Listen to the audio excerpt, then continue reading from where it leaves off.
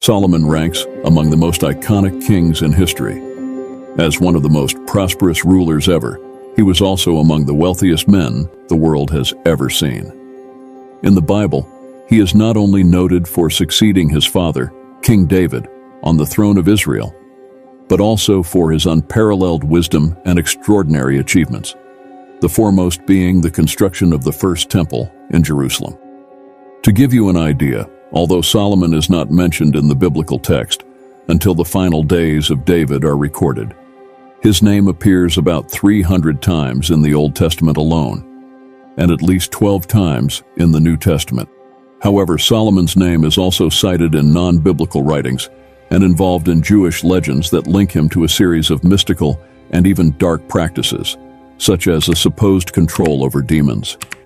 But in this video, you will learn the true story of Solomon according to the Bible. King Solomon was the son of David and Bathsheba, the woman who had been Uriah's wife. Therefore, Solomon was born, while David already reigned from Jerusalem. He is also called Jedediah in the Bible, meaning beloved of the Lord. King Solomon ruled over Israel for about 40 years, roughly between 971 and 931 BC. There is virtually no information about Solomon's early years and youth. However, considering the biblical information on David's family life, we can set a parameter on the type of environment in which Solomon grew up. We know David had several wives, which obviously led to many problems among his wives and children, who starred in various intrigues, usually in pursuit of prestige. Solomon himself appears in the biblical story in a context of great tension within the royal family amid a struggle for the throne of Israel, as King David was old and weakened. Before this, Absalom, Solomon's half-brother, had already attempted to usurp his father's throne, but was unsuccessful. However, later, the eldest of David's surviving sons, named Adonijah, attempted the same movement by proclaiming himself king over Israel. Adonijah gained the support of Joab, David's former general, and the priest Abiathar, and tried by all means to occupy his father's throne, even organizing a coronation festivity.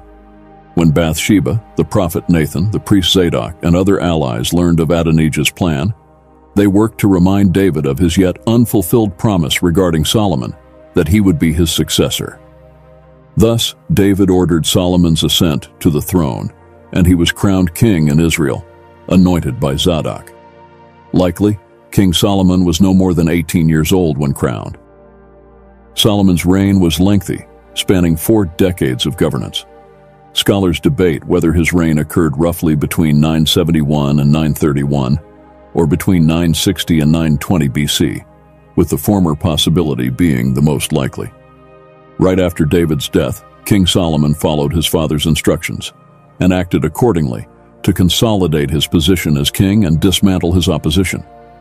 Thus, he ordered the deaths of Adonijah and Joab, and the banishment of Abiathar, and began to reign without internal opposition. King Solomon inherited from David an extensive territory, approximately 128,000 square kilometers. During his reign, Solomon greatly improved domestic conditions in Israel.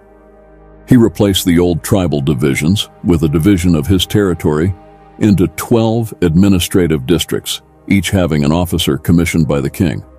These districts were responsible for providing for the court throughout the year, with each district responsible for 1 month's supply.